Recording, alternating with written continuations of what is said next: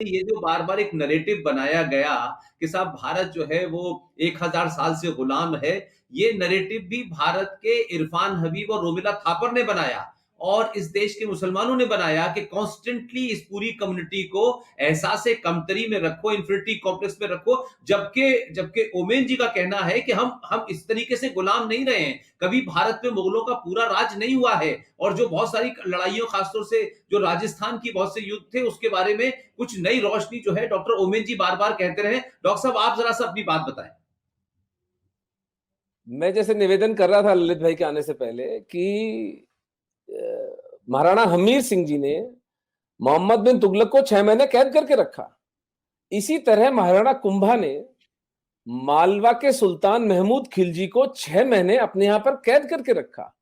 महाराणा सांगा ने दिल्ली के सुल्तान इब्राहिम लोदी को जूते मार के गागरोन के युद्ध में पराजित किया। ऐसे दर्जनों युद्ध हुए जहां हिंदू राजाओं ने इन इन मलेच्छों को पराजित किया।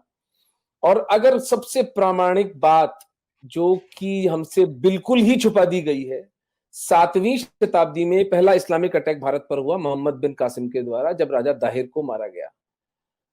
हिंदू जनमानस के लिए ये बात अकल्पनीय थी कि किसी हारे हुए राजा की बेटी को दूसरा राजा भोगदासी बनाकर ले जाएगा।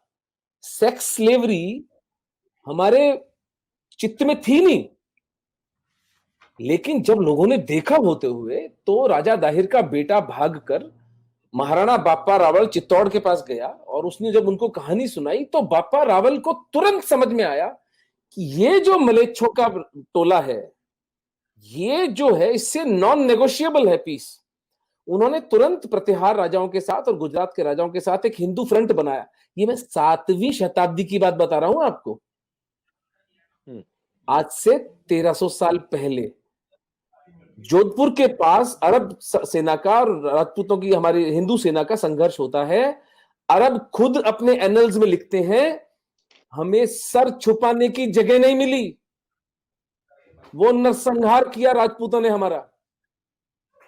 और महाराणा बाप्पा रावल ईरान तक उसको छोड़कर आए थे, पीटते पीटते मोहम्मद बिन कासिम को। आते वक्त अफगानिस्तान में सलीम नाम का एक राजा बिठा दिया था इन लोगों ने, तो उसको हटा के अपने भतीजे को वो वहां पर राजा बनाकर आए। हर 100 किलोमीटर पर राजपूतों की चौकियां बिठाते आए। उसका प्रमाण ये है, 7वीं शताब्दी से लेकर 1192, 500 साल तक भारत इस्लामिक आक्रमणों से बचा रहता है उन चौकियों के कारण। राष्ट्रपिता का हुनर होते, राष्ट्रपिता बाप रावल थे इस देश। तो उस समय में जब कोई संचार माध्यम नहीं था, कुछ नहीं था, 500 साल तक हम सुरक्षित रहे उस महापुरुष की वजह से।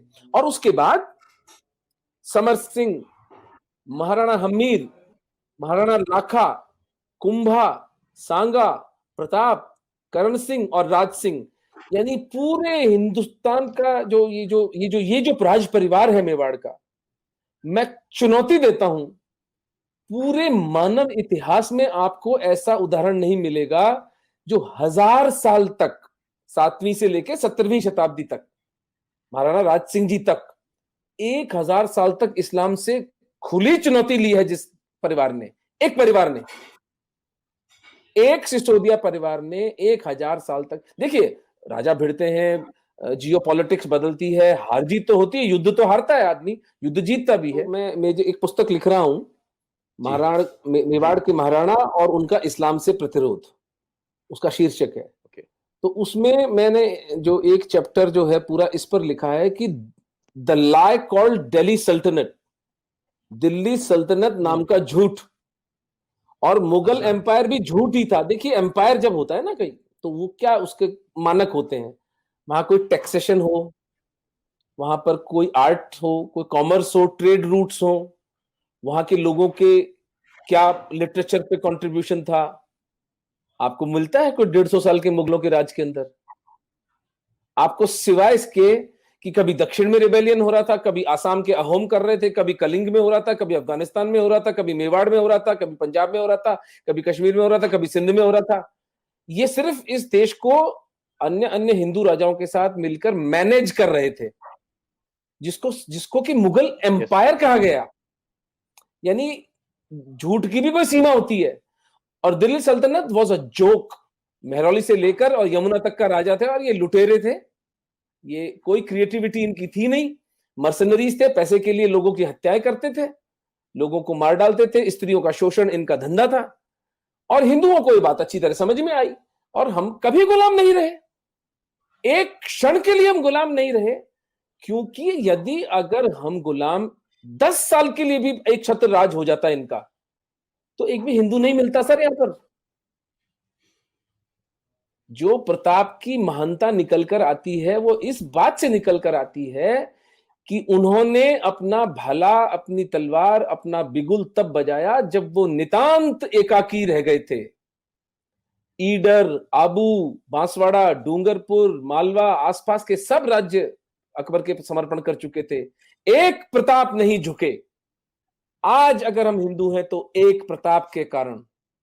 तो ये कहना कि भारत में हिंदू जो थे 1000 साल गुलाम रहे, भैया पर्शिया गुलाम हुआ था जो ईरान बन गया, मेसोपोटामिया गुलाम हुआ था तो इराक बन गया, इजिप्शियन सिविलाइजेशन गति देख लो उसकी क्या हुई है।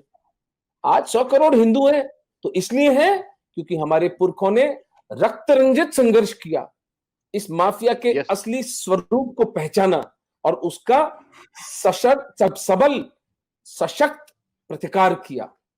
ये तो पिछले 70 साल में इन मलेच्छों ने क्या किया कि उसका भी मैं एनालिसिस कर रहा था कि 47 से लेकर 77 तक 5 हमारे जो शिक्षा मंत्री थे वो शांतिदूत थे, जिसमें वो मदरसा छाप आजाद था, फिर वो नूरुल हसन, फिर वो हुमायूं कबीर, फखरुद्दीन अली अहमद, एमसी चागला। तो अब आपको आश्चर्य होता है कि आपके हिस्ट्री से हमीर सिंह और कुंभा का नाम ही गायब है, और प्रताप को एक भगोड़ा कहा जाता है। प्रताप का असली युद्ध हुआ था दिवेर में 1583 में, 7 साल बाद हल्दी घाटी के, जहां उन्होंने 36,000 मुगलों को 3 दिन में काटा था, और पूरा का पूरा मेवाड़ प्रताप ने वापस पुनः ग्रहित कर लिया था दुनिया की सबसे पावरफुल मुगल एम्पायर से, सो कॉल्ड पावरफुल।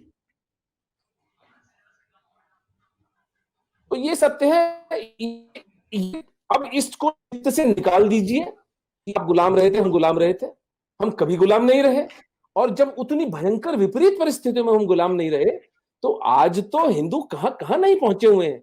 अब केवल इस बात की आवश्यकता है कि हम कनेक्ट करें एक दूसरे के साथ, हम अपने रिसोर्सेस को पूल इन करें, धर्मांश दें, एक दूसरे का सहायक बने। नैरेटिव का वॉर अच्छी तरह संजय दीक्षित सर, पुष्पेंद्र कुलशेष जी, कितने प्यारे प्यारे लोग अपना सर्वस्व दांव पर लगाकर लड़ रहे हैं।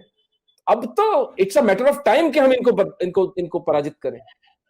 They will not know what hit them.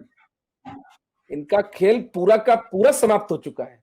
जो दुख हमारी बच्चियों को, जो दुख हमारे कश्मीरी पंडितों को उठाने थे वो उठा चुके। हाथ जोड़कर, सर झुकाकर क्षमा मांग सकता हूं, लेकिन अब यह सिलसिला समाप्त है।